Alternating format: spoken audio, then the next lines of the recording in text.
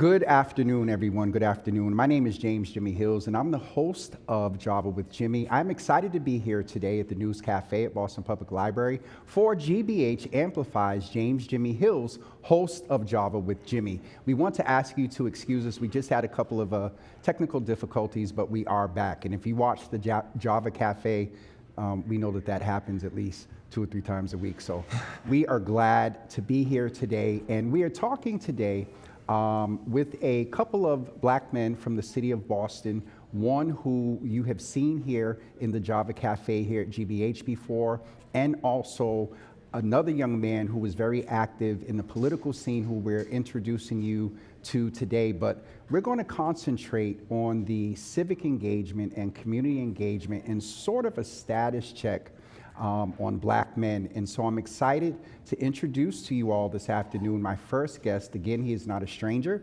here to GBH, is Joseph Bennett. He is the Executive Director of YardTime, and also you all may remember him from being featured, and not just featured, but he's a part of the Bennett family who was featured. It's been 2 years, and we'll talk about that in a couple of seconds, in the Murder in Boston documentary. He does have to leave early to tend to something, and so we're going to chat with him primarily in the first segment, and then also chiming in, but then more primary in the second segment, is Anthony Davis, who is the CEO of the Davis system and a Democratic strategist. And I will say that he looked at me because he doesn't know what I'm going to say.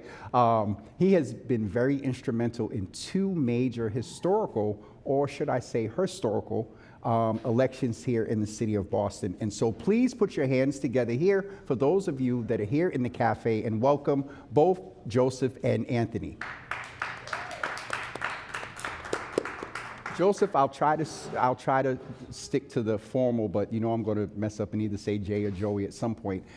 Similar to what I do with the mayor, I want to get a couple of things out the way. They are important, but you were here 2 years ago, and a process started with the city of Boston where Mayor Wu apologized for what the city caused your family and the community to endure some years ago. There was an apology, and most recently, your family, and a lot of commentary was in the media in reference to a settlement that was made. And I just want to ask you, within about 30 seconds, you know, you were here 2 years ago, and so I think it's important to just level set. And then after that, we're going to talk about what you really primarily focus on, you know, the work. So welcome back, and anything you would like to say there, and then we're going to jump into the work. Thank you for having me. You know, 2 years ago, the documentary on December 3rd was released. You know, Jason here was executive producer. Appreciate him for bringing light what we went through, the city of Boston, not just my family. We just was the, you know, focal point. When Mayor Wu apologized, you know, she said she was going to do a couple things that had been requested by my family, and she did what she said she was going to do, like I continuously said. That has been your sentiment, so we can just leave it right there. She did what she was going to do. One of the things that you have, you know, merging into the work, you've partnered with different departments in the city of Boston, received some level of support for some things that you do. But let's back up a little bit and tell us again about like YardTime. If you were to describe, well, actually, let me back up a little bit. Because of YardTime, you're able to answer this first question. How would you describe the state of black men when it comes to community and civic engagement? What's one word you would use? Thriving. Driving. Thriving. Thriving. Now, tell us about YardTime and the correlation between YardTime and thriving in the context of community. Because, I mean, if anyone has seen me 6 years ago when I was released on a wrongful conviction for murder, I came out the courthouse yelling YardTime. A lot of people didn't know what that meant at the time, but this was a vision that I had while incarcerated, and I figured I would put it together. It was a tough task, but 6 years later, you know, we thrive, and we help in the reentry community. A lot of the guys that are being released that served substantial amount of time that are coming home with no support system. There are a lot of organizations along with YardTime that are rallying around these guys to support them and help them figure it out, and bringing forth the mental health aspect of it is what I focus on. I had the pleasure to speak, I think it was about a year ago, when we came to Boston Bowl. And we're going to go back to this. I'm going to leave people on a cliffhanger and get a little input from Anthony. At the end of the interview a year ago, you said, I have a lot of brothers that are from across the city. I don't remember the exact words, but you kind of snickered at the very end and said, oh, and they vote too. Do you feel that, I heard that Anthony and I have this thing that when he feels something, I hear it, and I just heard it.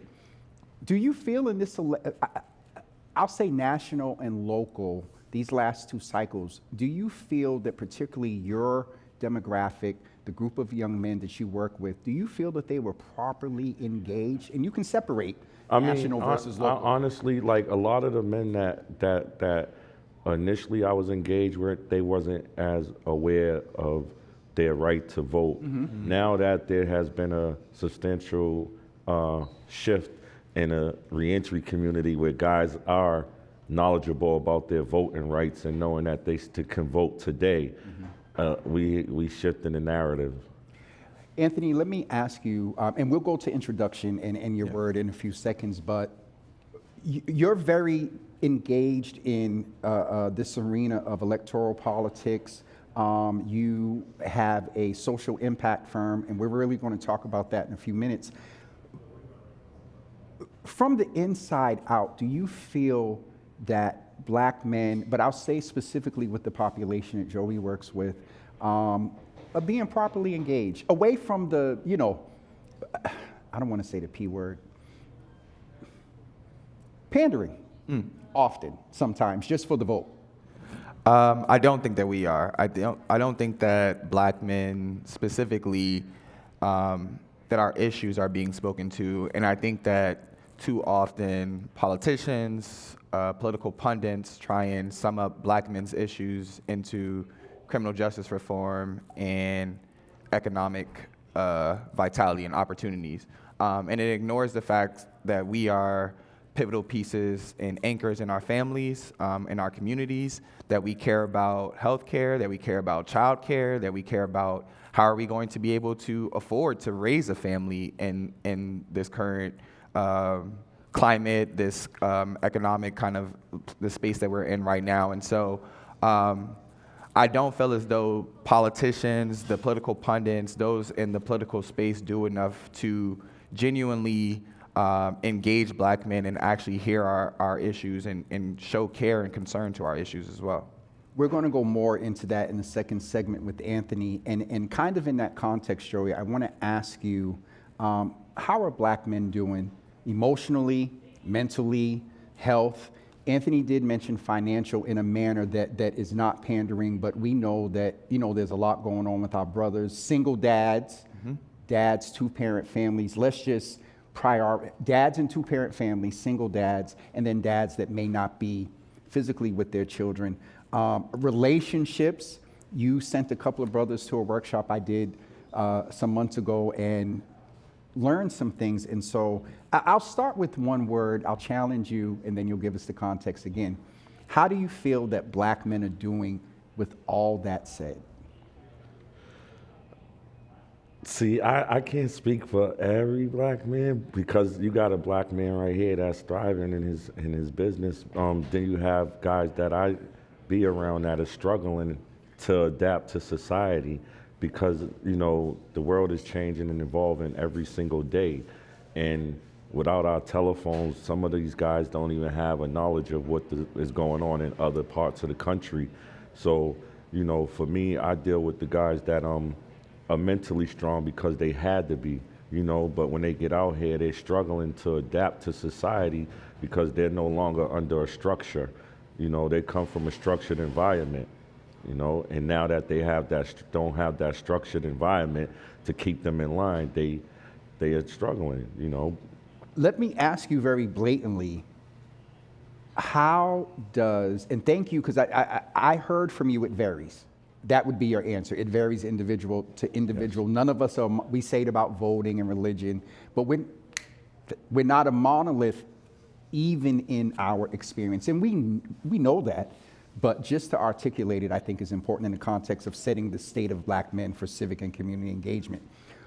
What is required, Joey, generally, again, each one is different, but you mentioned that Anthony is thriving, and then you mentioned some brothers are struggling. And let me just say, because we're both businessmen, we may appear to be thriving. I got He's struggling too. But what does it take if I was to have you back a year from now? What would your report of some brothers thriving more, what does that consist of? What does that look like? And it's either partnerships or whatever. It definitely starts with, like, mental health treatment and mental health counseling, because they have to be able to sustain whatever that goal is that they're trying to achieve and chase and accomplish. Housing is a big one. Obviously, when they're released, they're either sent to a halfway house or a pre-release or something. The guys that I deal with, that's what I'm saying. So, a lot of these guys, they have the mindset to accomplish a lot of things. They just haven't been given opportunities. So opportunities, in a job, and that comes with most of everything that everybody needs right now in this world. Absolutely. Anthony, let me jump in with you a little bit and ask you, from a policy standpoint, you did say that we were not, you didn't observe that we were a priority maybe in the last couple of elections. Where we are with policies now, do you think that the plight, the experience of black men are a focal point in some of the basic quality of life policies, budgeting things that are going on? I think that we are starting to see a shift in that. I think that this past presidential election in 2024 revealed a lot about the state of politics, especially on the Democratic side, and that the message had been lost a bit. And we were getting into culture wars where we were debating cultural issues where black men, black people maybe do not fall directly in line with the progressive view of some of these cultural issues. We as black people, we are more conservative. I am a 31-year-old black man, but I would say compared to some of my counterparts who I work with in the political space who are white, they are a lot more liberal on some of these cultural issues. And that's because of how we were raised, how our religion impacts some of the way that we think, and we are still trying to, in a way, learn how to operate within this new space. And sometimes as black men, especially in the political space, that can feel uncomfortable. Even admitting what I just said in some of the spaces that I work in would potentially have me shunned from ever coming back into some of those spaces. Because to be a Democrat, to be a progressive, means that you have to be all in or nothing on this platform.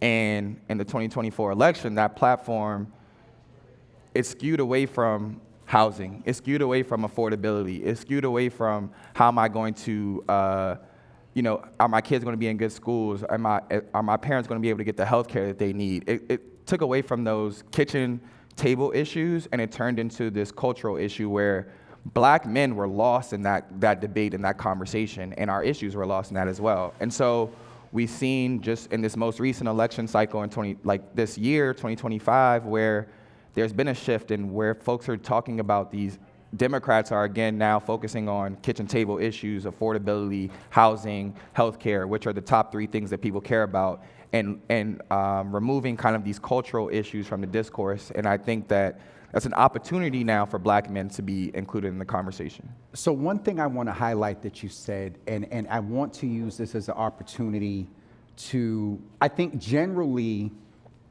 in our culture, there is the have and the have-nots, there's the connected, the non-connected.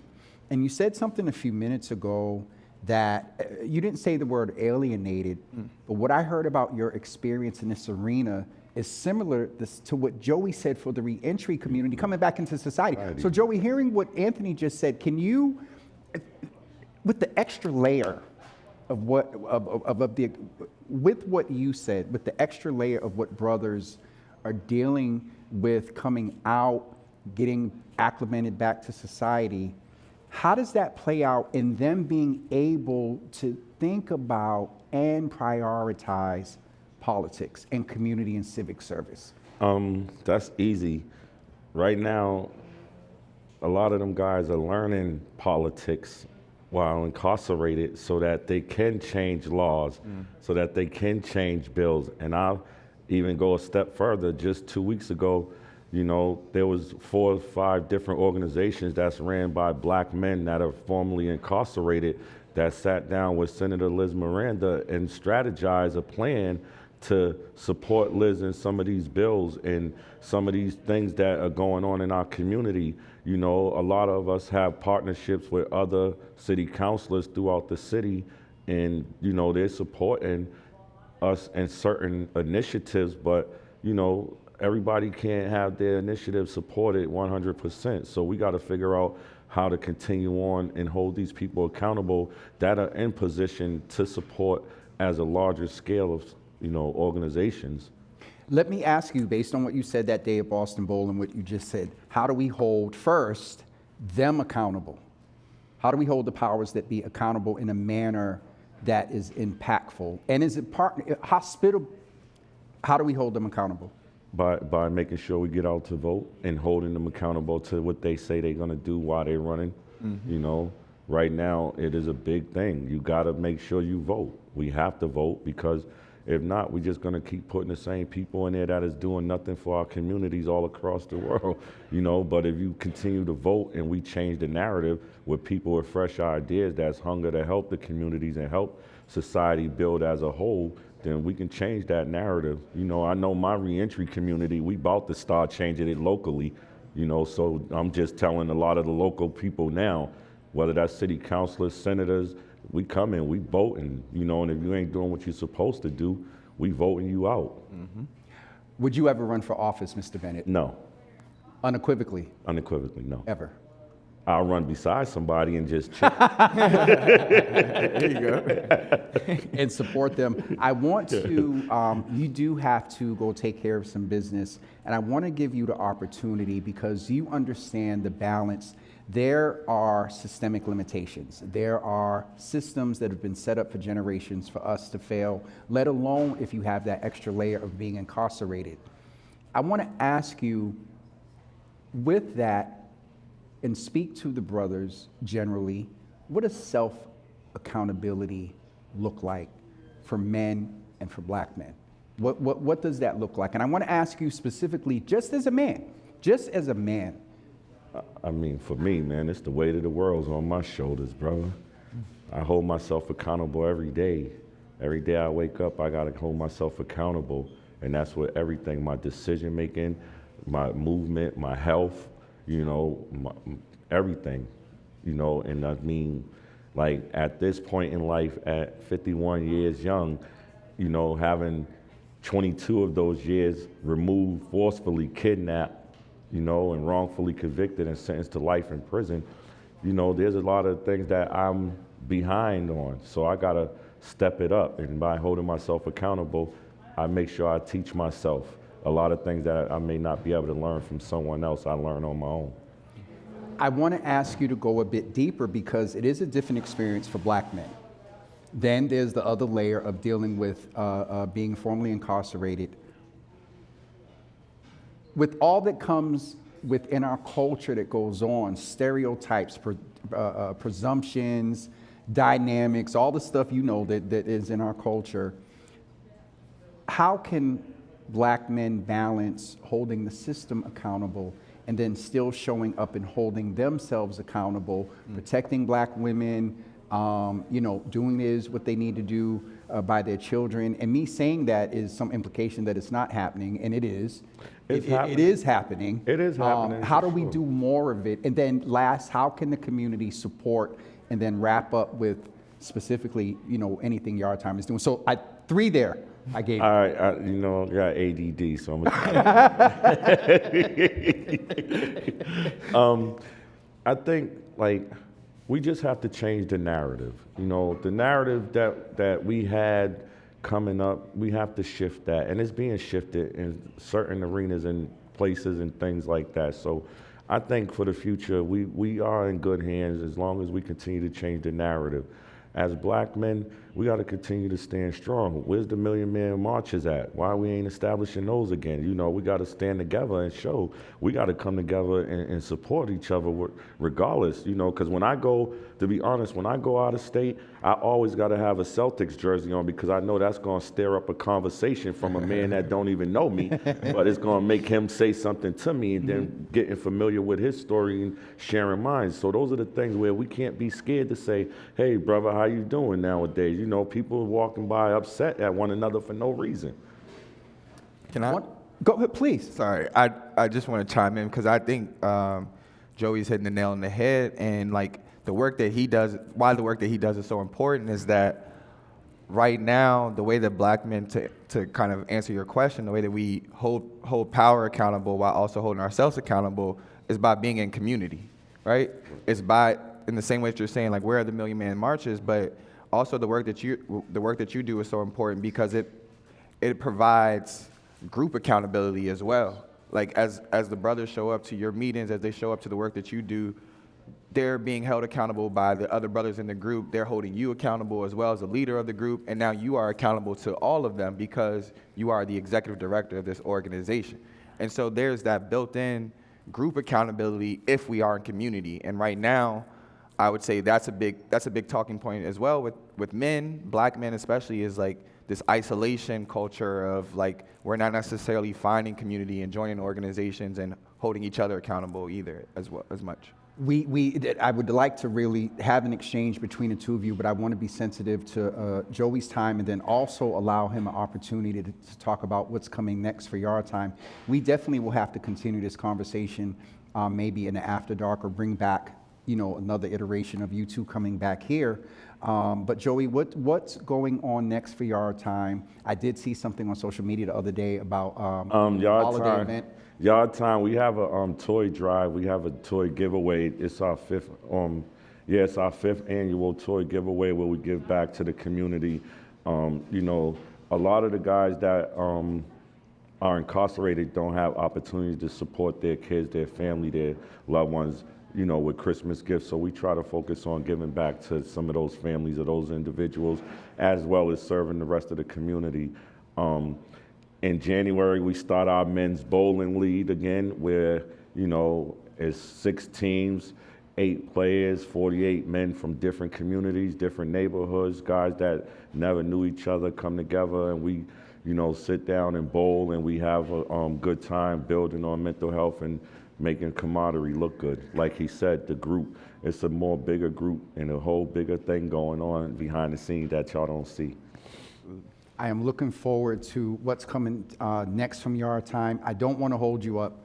One last quick question, yes or no? Last one again. Would you ever run for office? No.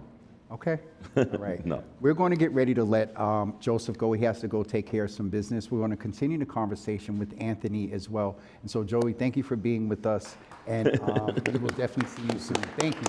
Thanks, brother. Definitely give him a hand. Anthony, Joey talked a lot about, and then we're going to continue the conversation about accountability. But before we do that, I do want to allow you the opportunity to tell us a little bit, first, to give us your word for the state of black men when it comes to civic and community engagement. And then I want to learn a little bit about the Davis system and what it is you do. And also, you know, I did mention that you played a key role in 2 major historical elections. So if, when I say that, you smile. I appreciate Okay. it. Yes, sir. Go ahead. That's something I take a lot of pride in. Yes, sir. My word is frustrated. Okay. Yep. I think that, and to add context, that black men, and it goes back to the conversation we've been having, is that we don't feel necessarily a part of the political discourse beyond just the issues that are talked about. I think representation is really important. And I think one of the beautiful things about living in the city of Boston, one of the things that we've talked about before is that we do have, on the local level, on the city level, on the state level, we have black men who are in elected office, who are in positions of power, and who younger black men, even young black men like myself, can say, all right, like I see myself in politics. I see myself within this Democratic Party because there are black men who are holding positions of power within this party. I think that the frustration comes from, I am connected to black men all over the country, and black men all over the country don't have the privilege of the representation that we have here in Boston. And so the frustration comes from, I know that this is a process that I need to be engaged in for the betterment of myself and my community or my family, but I also don't know where to get involved. Where's my entry point into this process? There's a few things there that I want to say. I do want to give you the opportunity to talk a little bit about the Davis system and what you do, and let's just say that you did and do that in 21, and also most recently here in 25 with Mayor Michelle Wu. If I understand right, you, if not did design, you were a key factor in what we call field, getting outdoor knocking. I saw your post the other day about digital, and I believe in digital ability, digital advocacy, but you were like, it's now time to get back out on doors, and you were a big part of that. Tell us about the Davis system, and then the role that you played in those two victories were major. And this one, well, up until, anyway, go ahead. Well, the Davis System LLC is a social impact firm that serves at the intersection of. You don't say boutique no more? You expanded? No. Oh, okay. We're thinking bigger. We're not allowing ourselves to be limited anymore. So we're going to take that. So we are a social impact firm that serves at the intersection of people and power. And what does that mean? We like to say that we connect people to power and we connect power to people. Right now, there is really a one-way kind of relationship where people in power are kind of telling the larger society people that how they should think, what they should believe. And even when we look at our president right now, he says things on a regular basis that are completely they're lacking of fact, and it is incumbent upon us to have to do the research to find out the lack of facts in that. And so I think that what the Davis system, what we really do is, one, we help get people elected. So we do work with candidates, people who are running for office. But then the other piece is really creating a culture of civic engagement. As we've been talking about today, civic engagement, I feel like, is not just voting. And I heard this, what Joey was saying is that we're not just going to vote, but then we're going to hold you accountable to what you told us on the trail when you were running for office. And I think that right now there's a disconnect between the voting and holding the people that you vote for in power accountable. Obviously, there are a lot of barriers that exist specifically within our black communities that we haven't gotten the proper training, we haven't gotten the proper knowledge, we feel uncomfortable with, we have a lack of trust with the government, we don't know our entry points, we don't have representation. There's a long list that we can run off. But I think that for me, what I feel like it is incumbent, what my role is in this space as a Davis system is to prepare and empower people with the skills to advocate for themselves, to know who their elected officials are, and to feel the power to talk to them about what matters to them. And we do that through training, we do that through programming, and we do that through, as well, kind of mentorship as well. I've had the opportunity to work with you. I'm a client of the Davis system, and one caused them to shift a little bit of what they do. Though I'm political, I'm not a politician. The other thing I wanted to ask you about is you are migrant, you migrated here to Boston. So you do have an interesting perspective for this next question.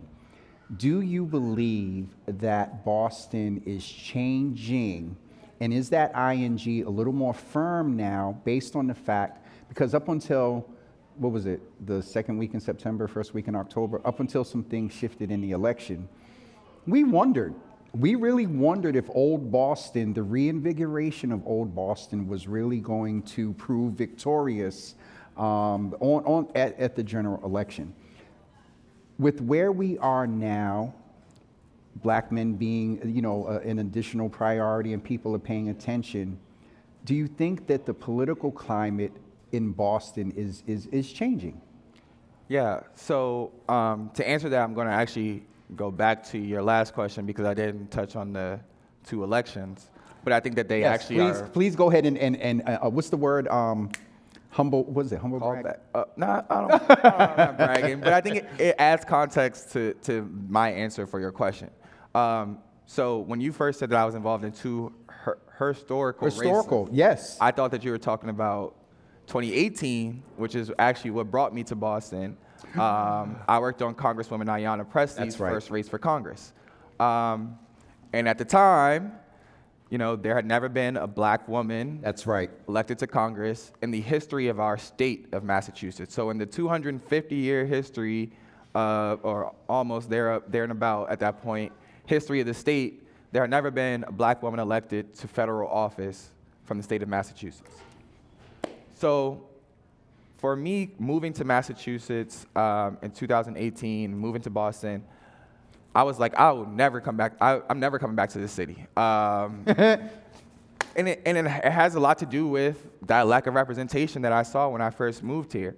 And I remember election night of Ayanna Presley's race when we won the primary in September, and obviously she was a shoo-in for the general. I remember that night, our campaign manager coming to me or our field director, he came to me and he said, you've done some great work in the past on other races around the country, but you've never sent a black woman to Congress from the state of Massachusetts, because no one ever has. And I think for me, at the time, I was still a novice, campaign rat. I was moving around the country working on campaigns. I was an organizer. I would go door to door. I would make the phone calls. I would do all of that. And I think in that moment, in the same way that I saw Ayanna Presley break a glass ceiling, I saw the opportunity to break a glass ceiling for myself. Yes, sir. And that I didn't need to stay in the same position of, I'm going to be an organizer, or I'm going to be the person who's going to be in field for the rest of my life, which is within the campaign space. A lot of times that's where black people end up. We end up in field, and they try and keep us there. And let's just talk about the pun there. They end up in field. I mean, I know we weren't. Let's just say it's there. Yes. And so, but I think that, again, I saw an opportunity, and so I stuck around in Massachusetts. I worked on a few other races between 2018 and 2021 that we don't need to talk about because we lost them and other things. But in 2020, Mayor Wu then Councilor Wu, early on before she publicly had announced that she was running for mayor, gave me a phone call. Oh, I thought you was going to talk about who announced her candidacy. No. But I got a phone call, and that she wanted me to run her field operation. And at that point, I had never been a field director. I had never been an organizer director. I had never managed a team of organizers. I never managed a budget. And all of that was going to be in my scope of work with Mayor Wu's campaign. And, I reluctantly, with imposter syndrome, took on that job. But what I realized that Mayor Wu was doing, and this gets back to your question about the city changing, is that Mayor Wu took an approach that, at the time, would have been very unpopular, and probably a lot of people would have assumed, a lot of people did assume. Boston politics. They did assume that we were going to lose the race. And when I say that she did something different, she hired young people, and she hired a lot of us were not from the city of Boston, which ultimately our mayor is not from the city of Boston. Now, you know why I'm saying that, because that's that thing here. Go ahead. But it's the things that people use against you, but at the same time, it's like we were all living in Boston, even though we weren't from here. We were living here, and we're invested in the city, and we're invested in the future of the city. And I think that Mayor Wu making that decision, that was to show that we can change Boston politics forever. And so when you ask me that question about is Boston, is the city changing? Well, in 2018, when I moved here, Ayanna Pressley is the first black woman elected to Congress from the state of Massachusetts. There is a wave of other black women elected in the state. Rachel Rollins, we see city councilors, we see additions of more diversity on the council at the time in 2019, the year after, in 2017 as well. And then in 2021, we elect our first woman of color mayor in 2021 in a contentious race, but decisive victory. I would say in both a very crowded preliminary election and then a general election one-on-one against Councilor Asabi George, a decided victory, 2021. And here we are 4 years later in 2025, and Josh Kraft didn't really have a shot with Mayor Wu. And I think that those 3 elections, for me personally, shows me that the city is changing in a trajectory that I appreciate and that I can call the city home now. Like my wife is from Boston originally. Shout out to Erin, and she used to always give me, always talk trash to me about the fact that, like, when we were out, when we're traveling, when we're in different places, like, I never told people I was from Boston. But probably in the last year or so, I've seen that shift in myself. And you're changing. Yeah, I'm changing as the city is changing, and I can have more pride in the city in the direction that it's moving in as well. And I just want to say one other thing about kind of all of this together. When I started the Davis system, and really what I do in politics and campaigns is, you ask Joey, does he ever plan on running for office? If you plan to ask me that question, I'm going to answer it now. No. But the reason why. You took my thunder, but go ahead. It's okay. But the reason why is that I see my purpose in this space is getting people elected, like Mayor Wu, who will give Joey and the Bennett family the apology that 3 mayors before her didn't do, and had every ability, every opportunity, and they didn't do that. And the fact that the woman who I worked over a year tirelessly, day in, day out, weekends, late nights, etc., like, that she gave his family the apology that they so richly deserved, like, that to me gives me confidence in that I can sit back and say, like, I think that we are doing our part and putting the right people into positions of power, and it doesn't have to be me. One of the things that I wanted to I want people to hear that you said was, we are changing, and it's we didn't come to this systemic hold around policies and people in certain positions all the time and grandfathered in overnight. And so it's not going to take us overnight to get out of it. But I asked you that because I don't think we're at the ED yet, not changed. But I think that ING is now in a fluorescent, it's flashing now. Absolutely. I think it's really flashing. There was a whole lot that you said there, but I want to do a deeper dive in the accountability piece, because I'm going to ask you, like I asked Joey, there is a different type of accountability among us. And what I mean by us is pundits, strategists, those that live nerd. We live this, we look at numbers, we look at 75 pages. I didn't look at the primary. That 75-page PD, ain't no way in the world. I need to spread across. How do we hold ourselves accountable? And I'm going to go ahead and say this, for the culture. And what I will say to the audience, what I mean for the culture is any and everything that has to do with a primary focus on the black community. Everyone, it is a proven fact, if you look at policy through history, that when you focus on the black community and allowing the black community to do better, everybody in a proverbial totem pole does better. And so how do we hold ourselves accountable, particularly black pundits, black strategists, to where we don't, and I'll just say the word, to where we don't, I'll say it nicely, to where we don't become conditioned, frustrated, your word was frustrated, and burnt out. How do we hold ourselves accountable to really for the culture? So I would say first, and this goes back to what I was saying about Joey, it's being in community. I think that sometimes as pundits and as strategists and as politicos, like as we ascend politically, we descend in terms of our community presence. And I think that there's danger in that you lose touch with what your community needs, but there are still people that are looking at you to represent your community, and that's where you end up with politics that's out of touch. That's where you end up with politics that's pandering, because now you are so far removed from your community that you actually don't know the needs that they have. And so I think that one, as pundits, as politicos, et cetera, like that's our first responsibility to our community, is to stay rooted in it. And that's one of the pillars of the Davis system, is rooted in community.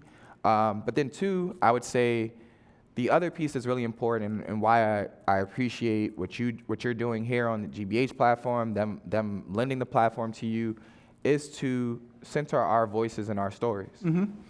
We, for myself, I've had the privilege recently to have a lot more opportunities to go and do TV interviews like this one that we're doing right now. I'm just going to go ahead and say this is our thing. He's been on other platforms besides Java with Jimmy, and I am godly, proudly jealous. Go ahead. Well, at least the proud is in there. And godly.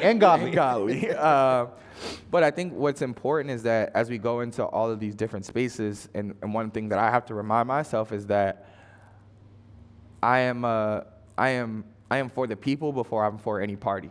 I am for my community before I'm for any opportunity or any political strategy.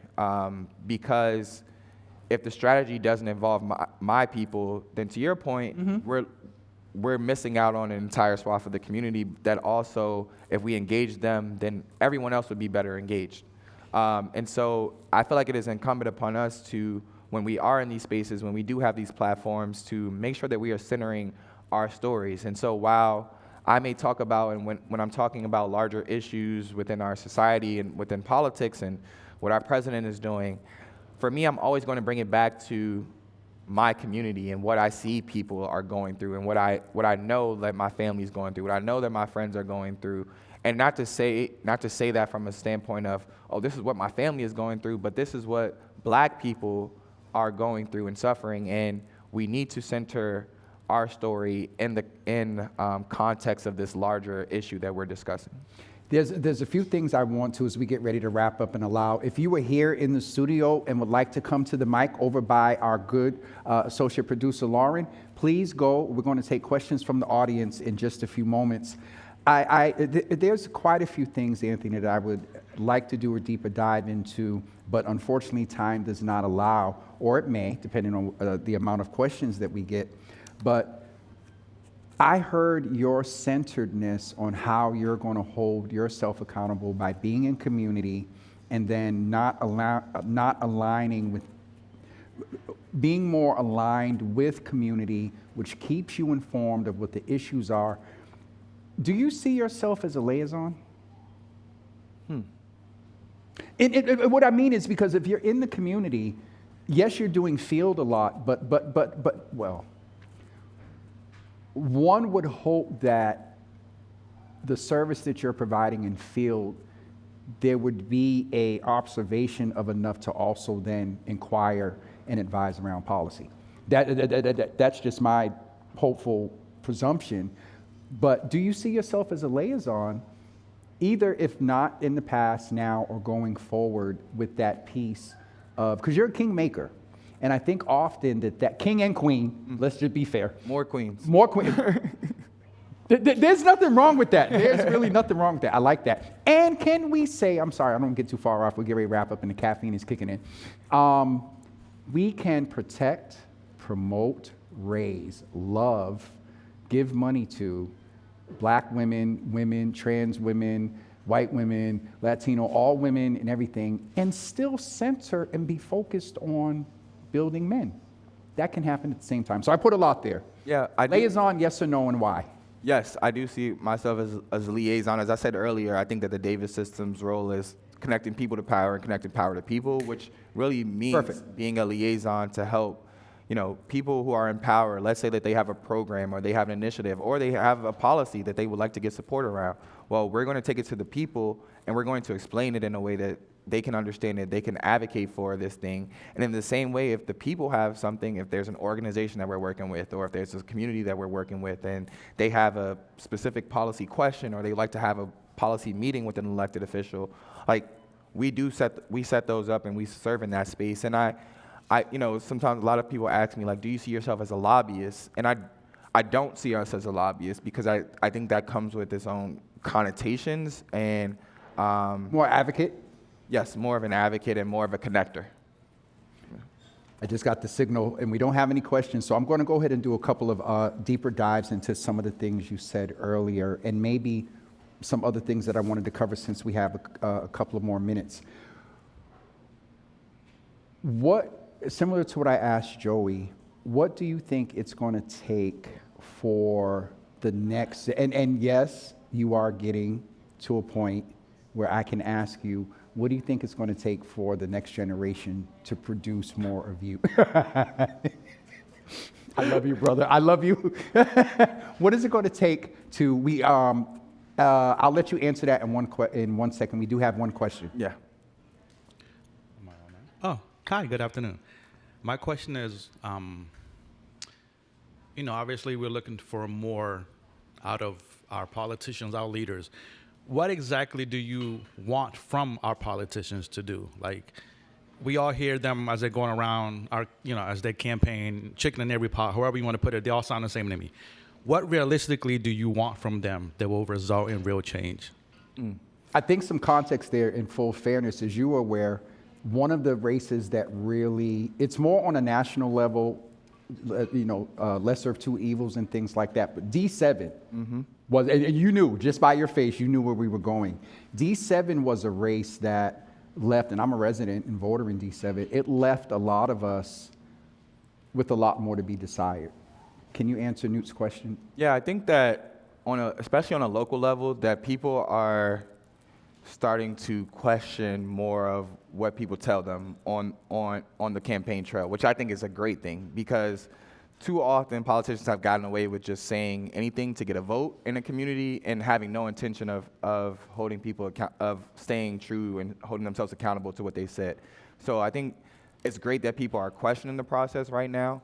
In terms of me, I think one of the biggest things that I'm starting to, I think one of the things that's so funny, and it goes to your question, is like, as you grow, what you're looking for in a politician, I think it shifts a little bit. For me, younger, 21, 22, I wanted someone who had energy and was a fighter and seemed like they were going to be out on the campaign trail and they would work. But now I realize that one of the most important things that I'm looking for in an elected official is someone who actually understands the system that they're running, the position that they're running for.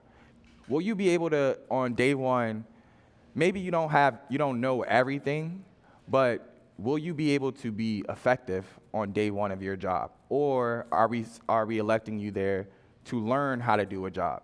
And that sounds bad because it sounds discouraging of first-time candidates, but I think it's more so encouraging people to do more work of understanding an office before you just say, I want to run for office. And I think that for me, that's a big piece, is this understanding of the systems and the structures in which you are going to have to operate. And then I think the candidates who, and this is I'll sum it up with this, is candidates who do their job to establish trust within community, I think are most important. There are candidates, especially incumbents, people who've already been in office, when they run for re-election, they just assume that people are going to vote for them, and they don't do anything to establish trust. And we see in election results, even for incumbents, that there's an erosion of trust because people, even though you are the incumbent and you may continue to win re-election, your win share and your percentage of votes is actually going down in each election. But because there's not a viable person, or because there's not a person who has the same name recognition of you, you're going to win. And the reason why you're going down in terms of your percentage is because the trust in you is going down. And I think that elected officials, candidates, politicians need to do a better job of establishing trust. And how do you do that? Is by showing up and being present in community. And then I would say, like, lastly is like someone who understands policy. I think it's great to have politicians who show up and who are willing to like come to the cookout, or who's going to come to your baby shower, or who's going to come to your church on Sunday. But are you going to be effective in terms of passing and getting policy legislation approved and passed in your position? So that would be my 3 things. Thank you. I appreciate that. There was a lot with a lot of your answers, and I've always, respect, love, and appreciate you.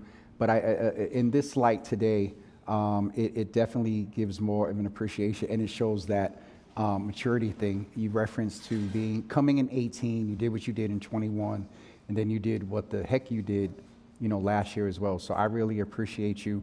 Folks, we're going to get ready to wrap up today. I want to ask you, though one left, I want to ask you to give a round of applause to both my guests, Joseph Bennett, Executive Director of YardTime, and also Anthony Davis, the founder and CEO of the Davis System. Please give them a hand for being our guests today. I just would like to thank a few people, and one of the main people I would like to thank, and we don't do this, and I don't roll credits and things like that, but if you look at what we call a lineup, I would like to thank my barber, Roberto the Genius, for taking care of me and making me look presentable today. More importantly, I would like to thank Anthony Davis again and Joseph Bennett, my guests. I would like to thank those here at the Newsfeed Cafe at the Boston Public Library, GBH Communications, Hannah Thomas, Tina Cassidy, Nicole Boudreau, Emily Balk, and the GBH Creative Team, GBH Production, Juan Jose Cadena. And he's going to say it. I mess up all the time. Yell it out, Laura. Yell it out. Oh, yeah. So whoever fixed it, tell him that. I thought somebody fixed it for me. Juan Jose's back there. He can't tell me. Maddie, who is from our original team, and that was noticed today. Joey says she's from the other team. Chris Hanks, thank you so much. I'm doing a little extra because this is the last show of the year. Angelica Marrero and Hannah Eckhart. GBH Amplifies producers Sandra Lopez Burke and Lauren Herpert. Can please give them a hand? I got 3 minutes left. 2 minutes. What I would like to say is to Susan and everyone at GBH, I really appreciate everything that we were able to do and accomplish in coming back to GBH this year.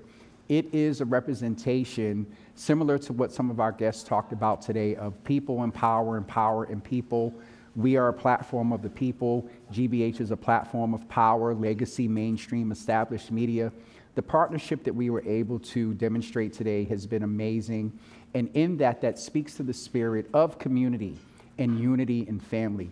As we approach this holiday that for many of us are like no other holiday that we've ever experienced, whether remembering a loved one, whether your food insecurity is at a heightened sense like it's never been before, whether you, similar to a lot that celebrate the Christmas story, have a immigration experience and have stress about that, we just want to center and allow and amplify, as we're talking about GBH Amplifies.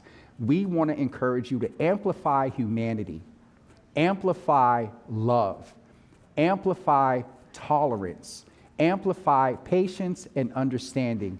And in that, we will have, for those that celebrate, we will have a wonderful holiday, no matter how you celebrate. And even if you do not, may you have time of joy with family and friends, as we try to do every day. Thank you for joining us. And remember, you can go to the GBH Amplifies YouTube channel and not only see the episodes here that I host, but also our other 3 hosts as well, or other 4 or 2 hosts. The other hosts are there. And also, don't forget that there will not be a GBH Amplifies in January on the 1st, because that is January 1st. We will kick off the new year in 26 here on January 8th at 12:30 p.m. Thank you, everyone that's here live in the studio. You all have a wonderful, safe holiday and a time of family, this time of season of centering humanity Thank you all for being with us today.